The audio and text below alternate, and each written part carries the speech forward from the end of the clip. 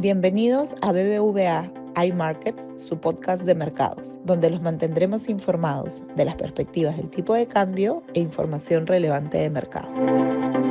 El día de hoy presentamos a Gonzalo Navarro, Head Trader de tasas de BBVA Perú, quien nos hablará de su perspectiva del tipo de cambio. El sol peruano cerró la semana pasada prácticamente sin cambios, alrededor del 3.55.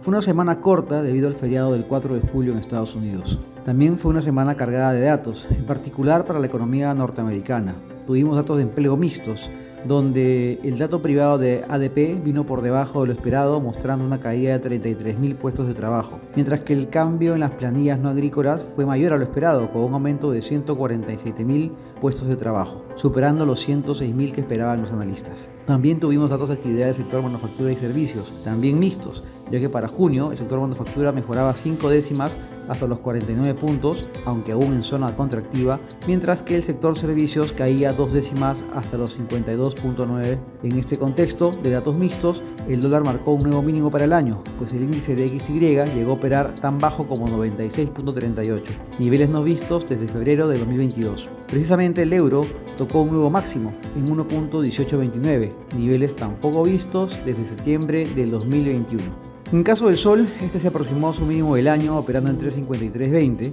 sin embargo, durante la semana fue perdiendo ganancias en la medida que el BCR incrementó sus compras indirectas, dejando vencer una mayor parte de sus swaps cambiarios. De hecho, el principal comprador de dólares la semana pasada fue el BCR, que dejó vencer swaps cambiarios por un monto de 173 millones de dólares. En segundo lugar fueron los fondos de pensiones, mientras que los no residentes y las empresas locales fueron vendedores netos, aunque con un monto relativamente bajo.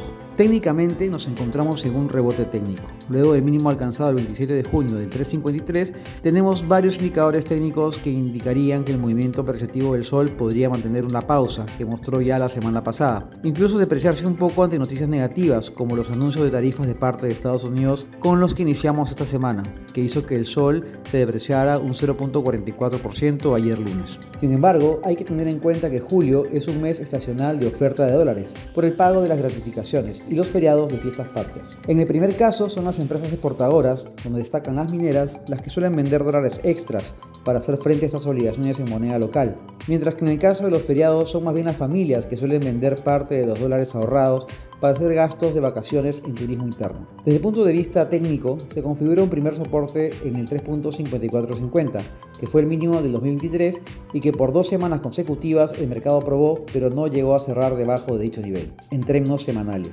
Debajo de dicho nivel tenemos el 3.5250 como siguiente soporte. En el caso de una mayor depreciación, tenemos resistencias en 3.5670, que es un expiso de mediano plazo, y luego tenemos el 3.59 donde confluyen las medias de 50 meses y de 50 periodos de 4 horas. En caso de un contexto adicional de aversión al riesgo, el sol podría ir a buscar nuevamente sus medias diarias a partir del 3.62. Para el mediano plazo, sin embargo, seguimos siendo constructivos el sol.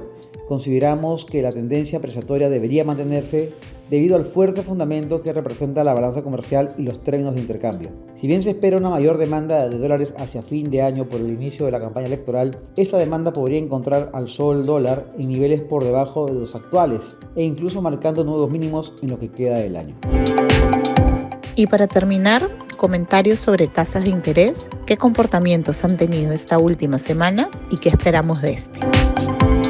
En cuanto al mercado de renta fija, fue una semana positiva para la curva local, ya que los bonos peruanos extendieron el momentum positivo observado durante junio y tuvieron una performance positiva durante la semana. En términos de movimiento de la curva, la parte corta se mantuvo anclada cerca de los niveles definidos por la reciente recompra del Ministerio de Finanzas, mientras que el BL y el sector de 10 años cayeron unos 15 puntos básicos aproximadamente. Esta performance estuvo fuertemente soportada por el último dato de inflación de junio, que fue de 0.13% el mes y con una inflación acumulada de 1.69% los últimos 12 meses, debajo del punto medio del rango del Banco Central.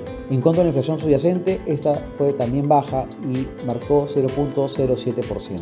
Los flujos de demanda de cuentas de real money y extranjeros también explicaron el buen desempeño de los bonos. El apetito de estos inversionistas se concentró en el bono 2035. Si bien el consenso es que el BCR mantenga su tasa de referencia en 4.50 en su reunión del jueves esta semana, la probabilidad de un recorte adicional de 25 puntos básicos ha ido creciendo, teniendo en cuenta que la inflación está bajo control, las expectativas se mantienen ancladas alrededor del 2% y teniendo en cuenta también el espacio que le da al BCR el nivel del tipo de cambio para ejecutar con comodidad un nuevo recorte. Por todo ello, nos mantenemos constructivos y los bonos soberanos pues vemos que siguen teniendo mucho valor.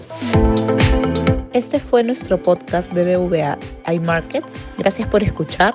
Nos vemos en un nuevo episodio la siguiente semana para seguir conectados.